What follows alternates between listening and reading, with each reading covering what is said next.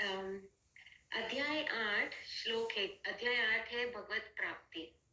अर्जुन ने कहा, हे भगवान, हे पुरुषोत्तम, ब्रह्म क्या है, आत्मा क्या है, सकाम कर्म क्या है, यह भौतिक जगत क्या है तथा देवता क्या है, कृपा करके यह सब मुझे बताइए।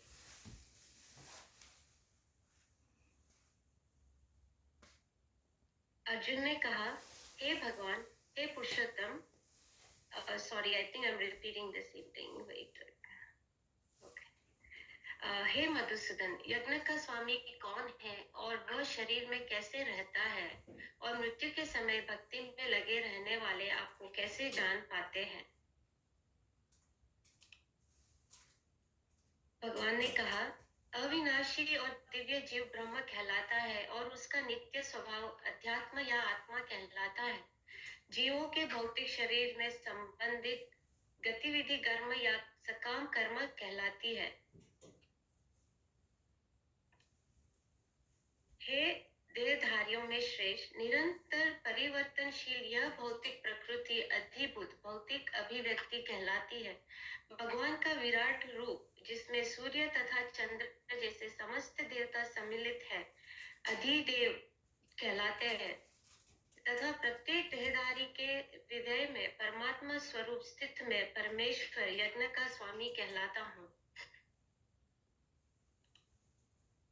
और जीवन के अंत में जो केवल मेरा स्मरण करते हुए शरीर का त्याग करता है, वह तुरंत मेरे स्वभाव को प्राप्त करता है। इसमें रंच मात्र भी संदेह नहीं है।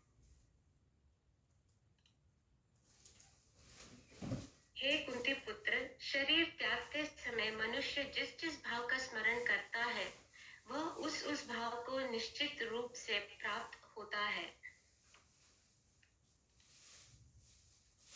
अतएव हे अर्जुन, तुम्हें सदैव कृष्ण रूप में मेरा चिंतन करना चाहिए और साथ ही युद्ध करने के कर्तव्य को भी पूरा करना चाहिए।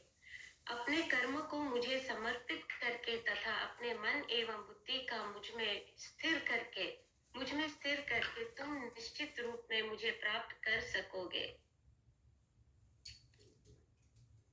हे पार्थ, जो व्यक्ति मेरा स्मरण करने में अपना मन निरंतर लगाए रखकर अविचलित भाव से भगवान के रूप में मेरा ध्यान करता है, वह मुझको अवश्य ही प्राप्त होता है।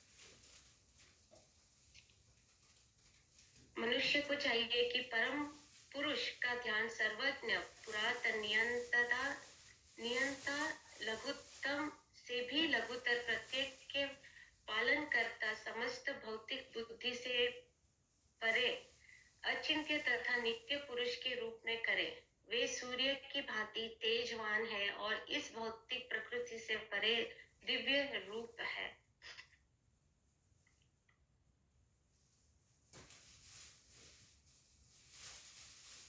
मृत्यु के समय जो व्यक्ति अपने प्राण को भवों में मध्य स्थिर कर लेता है और योग शक्ति के द्वारा अविचलित मन से पूर्ण भक्ति से साथ परमेश्वर के स्मरण में अपने को लगाता है, वह निश्चित रूप में भगवान को प्राप्त होता है। जो वेदों का ज्ञाता है, जो ओंकार का उच्चारण करते हैं और जो संन्यास आश्रम के बड़े बड़े मुनि हैं, वे ब्रह्म में प्रवेश करते हैं। ऐसी सिद्धि की इच्छा करने वाले ब्रह्मचर्य व्रत का अभ्यास करते हैं। अब मैं तुम्हें वह विधि बताऊंगा जिससे कोई भी व्यक्ति मुक्ति लाभ कर सकता है।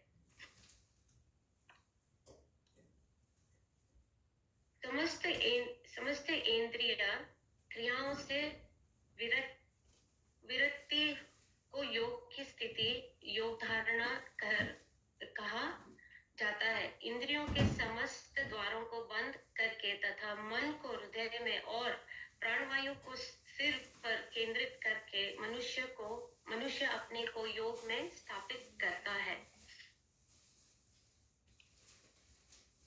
समस्त इंद्रिय क्रियाओं से विरक्त हो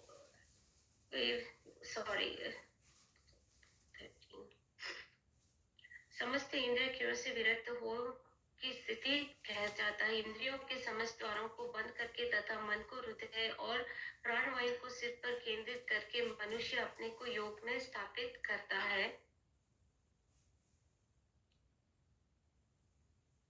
So sorry, I'm very ना इसमें it's just repeating the same श्लोक is repeating for some reason. आप कौन से चैप्टर के परम संयोग यानी ओंकार का उच्चारण करते हुए यदि कोई भगवान का चिंतन करता है और अपने शरीर का त्याग करता है तो वह निश्चित रूप से अध्यात्म लोकों को जाता है. Okay.